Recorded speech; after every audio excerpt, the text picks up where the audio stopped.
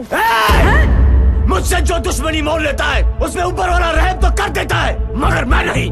आज के बाद अगर तूने मेरी दोस्त की तरफ आग भी उठाकर देखा तो यमुना में पानी नहीं, तेरा खून बहेगा। बॉलीवुड एक ऐसा गंदा तालाब जिसकी किसी मछली ने पूरे तालाब को गंदा नहीं किया, बल्कि इस तालाब में इतने मगरमच्छ और शिकारी माफिया हुए कि एक एक करके वो सारी मछलियां या तो उन मगरमच्छों के शिकार हो गई या फिर वो शिकारी माफिया के बेट के लालच में आकर मीटू या फिर कास्टिंग काउच के शिकार भी हुई। लेकिन इसी तालाब में एक ऐसा प्राणी भी आया जिसे कुछ मछलियों ने करियर खोर मगरमच्छ, कुछ ने शिकारी माफिया, तो कुछ लोगों ने उसे एक मसीहा और गॉडफादर भी बतलाया। वेल, सलमान खान कंट्रोवर्सी की पार्ट 1 वाली वीडियो पर हमें आपका अनएक्सपेक्टेड और धांसू रिस्पॉन्स मिला और हमने 200 कमेंट का टारगेट रखा और 3 दिनों में 600 प्लस कमेंट्स आ गए। और बिंग मनीष, विश्वदीप देव, विक्रम 2006, टेकी जय, आलम खान भाई ने मुझे याद दिलाया कि तुमने पिछली वीडियो में कुछ कहा था, बट हमारी आपसे एक छोटी सी रिक्वेस्ट है कि कमेंट में पार्ट 2 जरूर से स्पैम करना। वेल, 200 कमेंट का टारगेट रखते हैं, जैसे ही 200 कमेंट पूरा होगा वीडियो लेकर तुम्हारे दरवाजे पे। तो भाई ये सलमान खान कंट्रोवर्सी की सेकंड वीडियो है जिसमें आज हम आपको hit and run, Anurag Kashyap, A R Rahman, Modi ji controversies के अलावा और भी कई सारे कंट्रोवर्सीज को डिटेल में बताएंगे और ये भी जानेंगे कि किस कंट्रोवर्सी में सलमान खान को आतंकवादी तक घोषित कर दिया गया था। पिछली वीडियो में हमने आपको एस विवेक, कल्लू सल्लू, SRK, संजय दत्त, रणवीर कपूर कंट्रोवर्सी को डिटेल में बताया था। उस वीडियो का लिंक आपको डिस्क्रिप्शन या फिर आई बटन में मिल जाएगा और अगर आप उस वीडियो को देखोगे तो आपको सारी चीजें क्रोनोलॉजिकल ऑर्डर में समझ में आएंगी। वेल, किसी का भाई किसी के दुश्मन की कंट्रोवर्सीज की एक अनदर कॉम्पिलेशन वीडियो है जिसमें आपको ये भी जानने को मिलेगा कि क्यों सलमान से सारे एक्टर्स तो छोड़ो, डायरेक्टर प्रोड्यूसर भी थर-थर कांपते हैं और क्यों उनकी थर्ड क्लास फिल्में भी दूसरे स्टार्स की फर्स्ट क्लास फिल्मों से ज्यादा कलेक्शन करके जाती हैं। सलमान खान कंट्रोवर्सी के इस दूसरे पार्ट में हम सबसे पहले उस कंट्रोवर्सी की बात करने वाले हैं जिसके बाद से ही सलमान खान पर पूरे इंडिया की पब्लिक भड़क गई थी, जिसके ऊपर सबसे ज्यादा मीम्स भी बने थे और सलमान भाई के तो घोड़े लगते लगते बचे थे। Salman Khan hit and run controversy. इस कंट्रोवर्सी को विस्तार से जानने के लिए चलिए चलते हैं आज से 22 साल पीछे, यानी 2002 में 27 सितंबर 2002 के अंधेरी रात में 11 बजे सलमान, उनके दोस्त कमाल खान, अरे मैं देशद्रोही की नहीं बल्कि सिंगर कमाल खान की बात कर रहा हूँ, इसके अलावा उनके bodyguard and constable Ravindra Patil और ड्राइवर अल्ताफ मस्त सलमान के लैंड क्रूजर में बैठकर किसी बार में जाते हैं और वहाँ से इनकी गाड़ी JW मैरियट के लिए निकल जाती है। जहाँ सारे लोग अंदर चले जाते हैं तो सलमान उनके ही constable and bodyguard Ravindra Patil को बाहर खड़े रहने को कहते हैं। फिर रात के 1:30 बजे ये लोग वहाँ से बाहर निकलते हैं और 28 सितंबर की रात को लगभग 2:13 पे सलमान की गाड़ी में सेंट एंड्रयू रोड पर अमेरिकन एक्सप्रेसवे बेकरी के शटर से जा टकराती है और रोड पर सो रहे 5 मजदूरों को हमेशा के लिए सुलाने के लिए उन पर चढ़ जाती है। In this accident one of the labour died on the spot whereas others were severely injured. इस इंसिडेंट के 5 साल बाद यानी 6 मई 2007 को सेशन कोर्ट के जज DW देशपांडे सलमान खान को IPC के सेक्शन 304 के तहत 5 साल की सजा सुनाते हैं on the basis of the statement given by his bodyguard and constable Ravindra Patil. Salman Khan के bodyguard and constable Ravindra Patil के अकॉर्डिंग JW मैरियट से जब सलमान निकलते हैं तो वो कहते हैं कि गाड़ी आज तेरा भाई चलाएगा और मैं यानी रविंद्र पाटिल सलमान के बगल में बैठा होता हूँ और कमाल खान पीछे वाली रियर सीट पे। मैंने सलमान को समझाया भी कि अभी गाड़ी चलाना ठीक नहीं होगा, लेकिन उन्होंने 90 से 100 की स्पीड पर गाड़ी चलाई। गाड़ी की AC भी ऑन थी और हिल रोड के मोड़ से पहले सलमान की गाड़ी कंट्रोल में नहीं रही और सलमान ने 5 लोगों पर गाड़ी चढ़ा दी। वो ये भी कहते हैं कि रात के 2:15 से 2:45 के बीच ये पूरा इंसिडेंट हुआ और जैसे जैसे जब सलमान और कमाल गाड़ी से बाहर निकले तो लोग हमें मारने के लिए तैयार हो गए, लेकिन मैंने अपना ID कार्ड दिखाया और उन्हें समझाया कि मैं एक पुलिस वाला हूँ। रविंद्र पाटिल के स्टेटमेंट पर ही सेशन कोर्ट ने सलमान खान को 5 साल की सजा सुनाई, लेकिन जब यह मामला हाई कोर्ट में गया तो सलमान खान को जस्टिस अभय तिप्सी ने इंटरिम बेल दे दी और इस इंसिडेंट के सबसे बड़े एविडेंस यानी कांस्टेबल रविंद्र पाटिल की हाई कोर्ट जाने से पहले ही due to some disease death हो गई। सलमान खान के हिट एंड रन मामले में फैसला सुनाते वक्त बॉम्बे हाई कोर्ट के जज AR जोशी ने टिप्पणी की कि हादसे के बाद कांस्टेबल रविंद्र पाटिल ने पुलिस के पास जो FIR दर्ज करवाई थी उसमें सलमान के नशे में होने की बात का जिक्र नहीं था, लेकिन ब्लड रिपोर्ट आने के बाद में नशे की बात उसमें जोड़ दी गई। इवन सलमान खान ने भी आपकी अदालत में कहा कि उन्हें आज भी इस बात की दिल की गहराइयों से दुख एंड खेद है। वो मुझे आज तक उस बात का बहुत अफसोस है और जब मैं घर जाता हूँ तो वो राइट टर्न मेरे लिए बनता ही बनता है सर। अब जब वो राइट टर्न लेता हूँ तो मुझे कि मेरी गाड़ी से ये हुआ था, it doesn't make any news कि सलमान खान के ड्राइवर गाड़ी चला रहे थे। It makes a bigger news. अब वो कोर्ट के अंदर फाइट करेंगे, जीत जाएंगे या जो भी होगा वो होगा, उस वक्त देखेंगे। और 2007 में ही जब सलमान खान ने बिंग ह्यूमन फाउंडेशन स्टार्ट किया तो कई सारी मीडियाज ने इसे एक चैरिटेबल फाउंडेशन कम और उनकी इमेज क्लीन करने वाली फाउंडेशन तक बता दिया। लेकिन एक सेकंड, लेकिन सलमान खान की गाड़ी में एक और बंदा बैठा होता है, कमाल खान, लेकिन उसका स्टेटमेंट हाईकोर्ट में लिया ही नहीं जाता। बॉम्बे हाईकोर्ट के फैसले के बाद सलमान खान अब जमानत पर रिहा हो चुके हैं, लेकिन इस पूरे प्रकरण में जिस गवाह का बयान कोर्ट में दर्ज नहीं किया गया वो थे सलमान के साथी सिंगर कमाल खान। इवन कमाल खान ने जो स्टेटमेंट दिया था उस स्टेटमेंट को इस केस की फाइल से हमेशा के लिए फाड़ के फेंक दिया जाता है।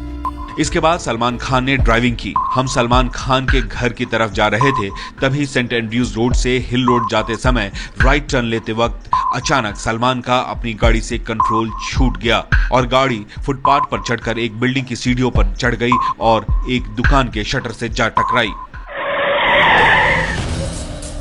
लोग इस कंट्रोवर्सी में एक बात जो हमेशा भूल जाते हैं वो ये होती है कि 27 सितंबर 2002 जिस तरह सलमान की गाड़ी 5 लोगों पर चढ़ जाती है, उसी दिन सलमान की टॉक्सिक रिलेशनशिप से परेशान ऐश्वर्या ने उनके अगेंस्ट मीडिया में आकर प्रेस कॉन्फ्रेंस रखा और जो सलमान इतने साल तक उनके साथ गाली गलौज और मारपीट करते थे उन्हें एक्सपोज कर दिया। And I think this was the reason कि भाईजान काफी डिस्परेशन में चले गए। देखिए सर, अभी हम कुछ नहीं बता सकते हैं आपको, हम डिस्प्रेशन में अभी हैं। कोची में है, डिस्प्रेशन में है सर अभी। एज विवेक सलमान की कंट्रोवर्सी को हमने पार्ट 1 में डिटेल वे में एक्सप्लेन किया है। अगर आपने अभी तक नहीं देखी तो उसे भी जाकर जरूर देखना, आपको डिस्क्रिप्शन एंड आई बटन में लिंक मिल जाएगा। हिट एंड रन के बाद सलमान के रडार में आ जाते हैं फिल्मों में डायलॉग से ज्यादा गालियों का इस्तेमाल करने वाले डायरेक्टर अनुराग कश्यप। 2003 में आई फिल्म तेरे नाम के डायरेक्टर बाबू होते हैं अनुराग कश्यप। और भाई इस इंसान की एक बुरी आदत ये होती है कि ये फिल्मों में कुछ ज्यादा ही रियलिस्टिक बनने के लिए बदनाम होते हैं और कुछ ऐसे ही विचार लेकर अनुराग सलमान के सामने अपना राग अलापते हैं कि सलमान भाई आप इस फिल्म में तो यूपी का कैरेक्टर प्ले कर रहे हैं ना, तो काहे नहीं आप छाती के बाल उगा लेते हैं, थोड़ा रियलिस्टिक लगना चाहिए ना जी। सलमान भाई अनुराग को तो कुछ नहीं कहते, लेकिन अगले दिन जब वो सेट पर आते हैं तो उन्हें बाहर भगा दिया जाता है और मेकर्स कहते हैं कि आया बड़ा फैंटम बनने, सलमान खान के बाल उगवाएगा तू। तो मैसेज भी किया, माइक निकल गया लग रहा है। नहीं चिपक गया मेरे बाल से। अभी ठीक है सर। छाती के बाल नहीं हटाते? पागल है क्या?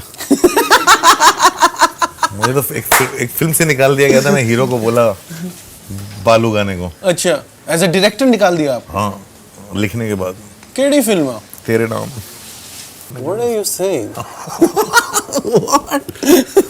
वैसे नहीं भी होगा तो चलता नहीं, इतना क्या आपको ऐसे होना है कि नहीं? आगरा मथुरा की फिल्म थी, आगरा मथुरा। अरे यार ऐसे थोड़ी होता है भाई, सलमान की फिल्म में तुम इतना डिटेलिंग में जाओगे। बाद में इस फिल्म को सतीश कौशिक डायरेक्ट करते हैं और इस फिल्म में सलमान का पंगा सतीश कौशिक से भी हो गया था। दरअसल one day Salman Khan was suffering from fever, लेकिन सतीश कौशिक उन्हें बुखार में भी काम करने के लिए बुला लेते हैं। फिर क्या था, सलमान भाई पहुंच जाते हैं सेट पर बाला बन के, मेरा मतलब गंजा होकर। फिर उन्हें पूरी फिल्म की शूटिंग विग पहन के ही करनी पड़ती है। सलमान भाई के आगे कोई बोल सकता है क्या? सलमान भाई।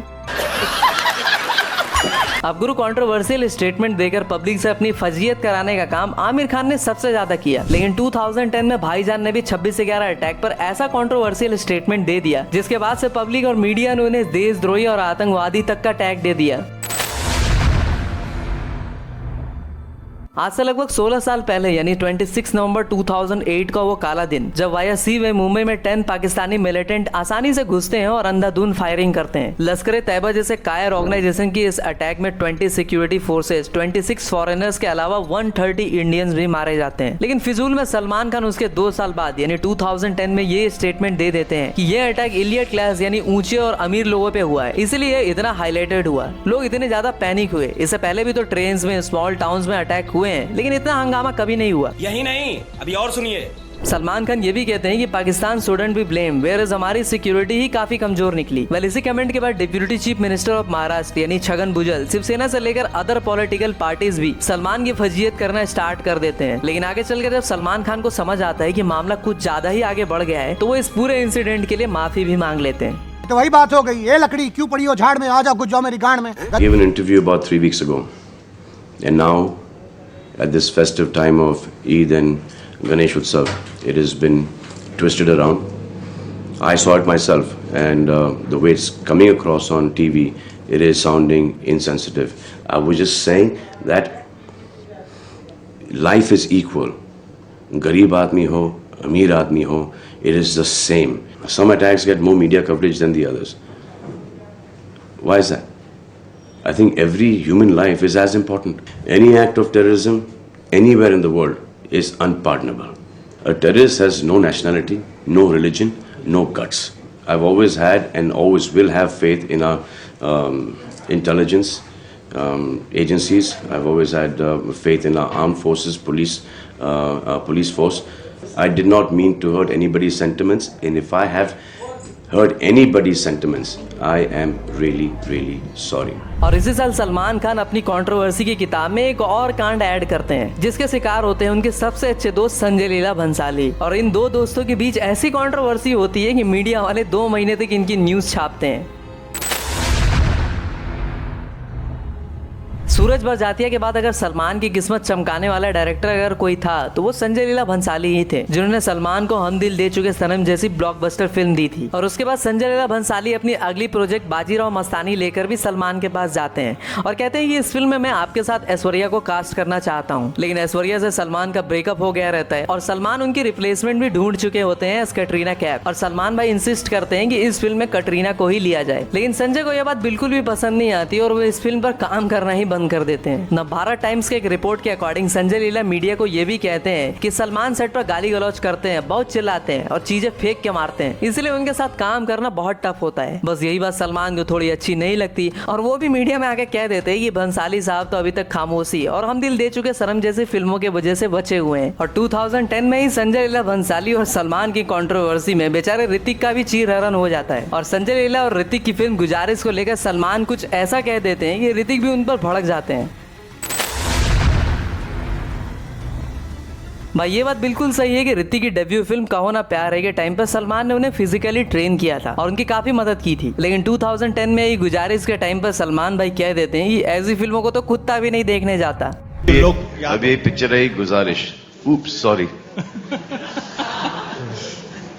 तो I did a film on AIDS and being HIV positive. Sir कोई कुत्ता नहीं आया देखने के लिए पिक्चर्स है। मैं गिरा होया बंदा जमा नीच बल्ली। आगे चलकर हमेशा कंट्रोवर्सीज की चिता पर रोटी सेकने वाली मीडिया जब ऋतिक से सलमान को लेकर पूछती है तो वो कह देते हैं कि सलमान खान को एक बीमारी है जिसका नाम है विक्टिम सिंड्रोम और उन्हें लगता है कि हर कोई उनके अगेंस्ट कॉन्स्पिरेसी कर रहा है, साजिशें चल रही हैं। लगभग 3 साल तक शांत रहने के बाद अपने सलमान खान के अंदर का कंट्रोवर्शियल कीड़ा उन्हें जोर जोर से काटने लगा। फिर क्या था, 4 साल से बिग बॉस जिसके एक भी एपिसोड ना देखने का मुझे आज भी घमंड है, सलमान खान यहाँ भी कांड कर देते हैं। बिग बॉस होस्ट कर रहे सलमान भाई पर 2013 में काजोल की छोटी बहन तनीषा मुखर्जी का फेवर लेने की बात भी सामने आती है और ये बिग बॉस का सबसे डिमीनिंग टाइम भी रहा था जब तनीषा और अरमान कोहली के बेड पर सीन्स तक कैमरे में कैप्चर हुए थे और काफी वायरल भी हुए थे। मतलब जिन सिंगल लॉन्डो के यहाँ बिग बॉस नहीं आ रहा था, सालों ने डबल पैसे दे देकर केबल वाले और डिश वालों की सब्सक्रिप्शन ली थी। इस इंसिडेंट के बाद ही सलमान खान ने बिग बॉस मेकर्स की भी क्लास लगाई थी और सारे वीडियोस हटाने की डिमांड की थी। और तनीषा मुखर्जी को लेकर कुछ ज्यादा ही सेंसिटिव सलमान पर उन्हें फेवर करने के भी एलिगेशंस लगे। Even Salman Khan was ready to quit Big Boss as well. Boss में जब से सलमान तनीषा के बचाव में आगे आए हैं तभी से सलमान के बारे में डिफरेंट सोशल नेटवर्किंग साइट्स पर कई तरह के रिएक्शंस मिल रहे हैं। कुछ का कहना है कि सलमान ने तनीषा का पक्ष लेकर गौहर, प्रत्यूषा और कुशाल को जो डांटा और उन पर भड़क गए, दैट वाज रियली अनफेयर। लेकिन कुछ लोगों का कहना है कि सलमान ने जो किया वो बिल्कुल सही किया। बिग बॉस के सैटरडे एपिसोड के बाद से 2 हैशटैग्स ट्विटर पर ट्रेंड हो रहे थे, अनफेयर सलमान और सलमान इज ऑलवेज फेयर। कितना अच्छा होता अगर सलमान भाई ने 2013 में ही बिग बॉस छोड़ दिया होता, इतना टॉर्चर और तो ना सहना पड़ता। सॉरी। लेकिन फिर अगले ही साल 2014 में हमेशा खुद से आगे जाकर कंट्रोवर्सी की आग में कूदने वाले सलमान इस बार ना चाहते हुए भी अखिलेश यादव कंट्रोवर्सी में बुरे फंसते हैं। लेकिन इस बार वो अकेले नहीं होते, इस बार उनके साथ माधुरी दीक्षित, आलिया भट्ट सब फंसते हैं।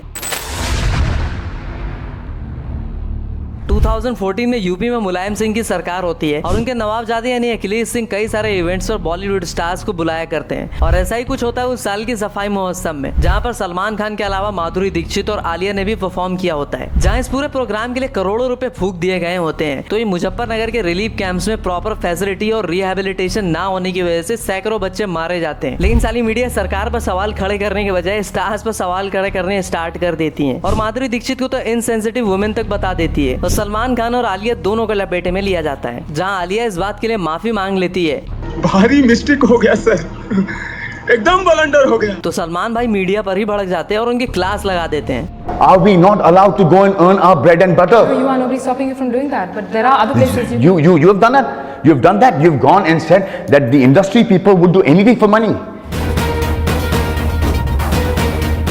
You do your thing. Do not call a Madhuri Dixit an insensitive woman. Do not call us that they will do anything for money. Because that money that I've made there, I've left it there for those people and come back. I don't like saying this, but you people are making me say this. अब गुरु सलमान के दोस्त विवेक के बाद सलमान खान के दिल के करीब अगर सबसे ज्यादा कोई रहा तो वो थे प्लेबैक सिंगर्स, फिर चाहे वो सोनू निगम हो, AR रहमान हो या फिर अरिजीत सिंह, क्योंकि भाई सलमान खान खुद ही एक सिंगर है और क्या मस्त गाने गाते हैं वो। हाय हाय हाय हाय हाय। एक फन फैक्ट बताऊं, मैं उनके फिल्मों से ज्यादा उनके गानों का फैन हूं। बस 2014 में ही सलमान भाई एक इवेंट में AR रहमान को कुछ ऐसा कह देते हैं कि बेचारे का मुंह बन जाता है। आप सबको पता है कि बड़ी एवरेज हैं। हमारे दोनों के बीच में एक चीज कॉमन है, जय हो। हमारे लिए कब काम करोगे? मतलब ऑस्कर लाने वाली ये ऐसी घनघोर बेइज्जती। और वैसे तुमको बता दूं कि ये ऑस्कर लाने के लिए राजा मौली जैसे छोटे मोटे लोग पगलाए रहते हैं। सलमान भाई को अगर कोई घर आकर भी ऑस्कर देना तो वो लेने से इनकार कर दे। और ऐसा मैं नहीं कह रहा हूँ, बल्कि सलमान भाई ने खुद कहा था। मैं आपसे ये पूछना चाहूंगा सर कि हॉलीवुड में सर मूवीज जो बनती है सर उनमें क्वालिटी रहती है, और बॉलीवुड में जो मूवीज बनती है उनमें क्वांटिटी रहती है। हर साल 800 मूवीज सर, तो हम सर वो एक गैप फिल नहीं कर पा रहे हैं सर। हॉलीवुड की मूवी हर साल ऑस्कर में जाती है, बॉलीवुड भूले भटके एक पहुंच जाती है। तो सर बॉलीवुड की मूवीज ऑस्कर कब जीत रही हैं सर? अबे ऑस्कर उनका अवार्ड है यार, ऑस्कर उन लोगों का अवार्ड है। हमारी फिल्मों का वहाँ पर क्या काम, वो फॉरेन फिल्म में जाएंगी। जैसे कि अगर वहाँ इंग्लिश फिल्म यहाँ पर आती हैं हमारे अवार्ड में, तो आज फॉरेन फिल्म आएंगी ना, तो ऑस्कर से जाने का मतलब ही नहीं है। मैं तो कभी पलट के ना देखूँ ऑस्कर।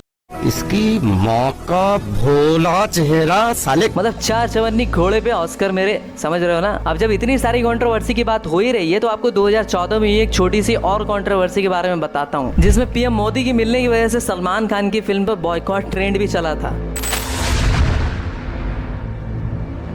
अब भाई ये बात बिल्कुल सही है कि सलमान खान सारे रिलीजन्स को बराबर सम्मान देते हैं। सलमान दिवाली के साथ ईद भी मनाते हैं, लेकिन बप्पा का फेस्टिवल को दिल खोल के सेलिब्रेट करते हैं। और कुछ ऐसा ही होता है जब 2014 में वो गुजरात के काइट फेस्टिवल मनाने जाते हैं, जहाँ पर उनकी मुलाकात मोदी जी से होती है। बस यही बात कुछ लोगों को इतनी चुभती है कि वो सलमान खान की फिल्म जय हो को बॉयकॉट करने की डिमांड तक करने लगते हैं। अब भाई सलमान खान की फिल्मों ने आपको इतना एंटरटेन किया हो या नहीं, लेकिन उनकी कॉन्ट्रोवर्सीज ने हमेशा हमें एंटरटेन किया और पब्लिक और मीडिया को भर भर के एंटरटेनमेंट का कंटेंट भी दिया। लेकिन बात वही है कि 30 मिनट की वीडियो को अक्सर ऑडियंस 15 मिनट में छोड़ के भाग जाती है। तो इसीलिए इस वीडियो के अगले पार्ट में हम आपको Arijit Singh, Salman Khan raped women statement, Yakub Memon statement, SSR के प्रियंका चोपड़ा, जुबैर खान, पुलकित कुमार से लेकर विकी कौशल, इन सब की कंट्रोवर्सीज के बारे में आपने सुना तो जरूर होगा, लेकिन हम आपको एक एक पॉइंट एलेबोरेट करके बताएंगे। सो एटलीस्ट 500 कमेंट का टारगेट रखते हैं। जैसे ही 500 कमेंट पूरे होंगे, तुम्हारा लेटर भाई इस बार पक्का सलमान खान की कंट्रोवर्सी की 3rd एंड आखिरी वीडियो लेकर अलादीन के जिन की तरह हाजिर होगा। तो वीडियो पसंद आई हो तो लाइक ठोको, हमारा कंटेंट पसंद आया हो तो चैनल को सब्सक्राइब कर लेना। तब तक के लिए हर हर महादेव।